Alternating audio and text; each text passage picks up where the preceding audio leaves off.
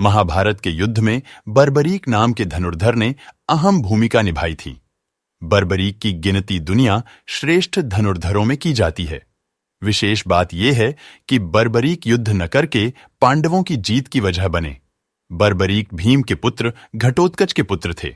बर्बरीक को आरंभ से ही धनुष विद्या में रुचि थी।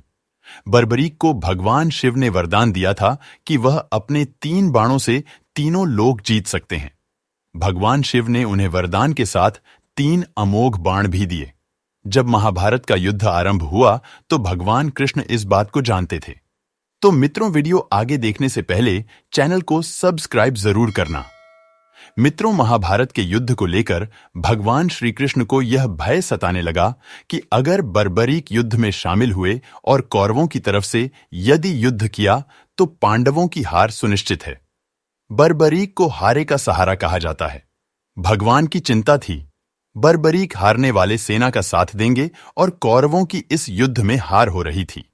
इसलिए भगवान श्री कृष्ण ने बर्बरीक को युद्ध से दूर रखने की युक्ति निकाली। मित्रों, भेष बदलकर भगवान श्री कृष्ण अर्जुन के साथ बर्बरीक से मिलने पहुंचे। बर्बरीक युद्ध के लिए निकलने ही वाले थे। बर्बरीक के तरकश में 3 ही तीर देखकर ब्राह्मण का भेष धरे कृष्ण ने उनका मजाक करते हुए कहा कि चुनौती दी, अगर श्रेष्ठ धनुर्धर हैं तो सामने पीपल के पर के सारे पत्ते एक ही तीर में गिराकर दिखाएं।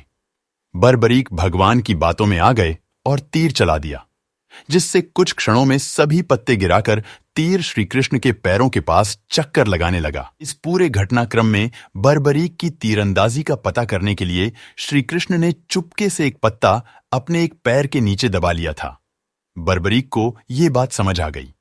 उसने मुस्कुराते हुए श्री कृष्ण से अनुरोध किया कि वे अपना पैर पत्ते पर से हटा लें ताकि तीर अपना काम पूरा कर सके।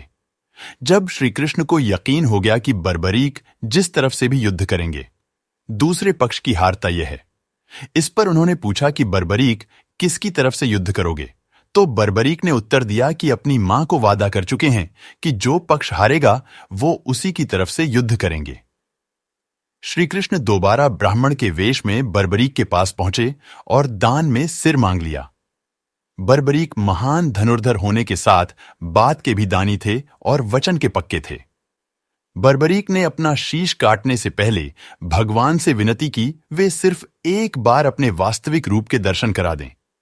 भगवान कृष्ण ने विनती स्वीकार कर ली और अन्य कोई इच्छा बतलाने को कहा। तब बर्बरीक बोले कि वो कटे सिर के साथ ही पूरा युद्ध देखने की इच्छा है। श्री कृष्ण ने उनकी इस इच्छा को पूर्ण किया और बर्बरीक का सिर समीप ही एक पहाड़ी, जिसे खाटू कहा जाता था, वहां स्थापित हो गया। यहीं से बर्बरीक ने पूरे युद्ध को देखा। इसके बाद श्री कृष्ण ने बर्बरीक को एक वरदान दिया कि कलयुग में लोग उसे कृष्ण के अवतार की तरह पूजेंगे। आज इस स्थान को खाटू मंदिर के नाम से जाना जाता है, जहां पर बर्बरीक की खाटू श्याम के रूप में पूजा की जाती है।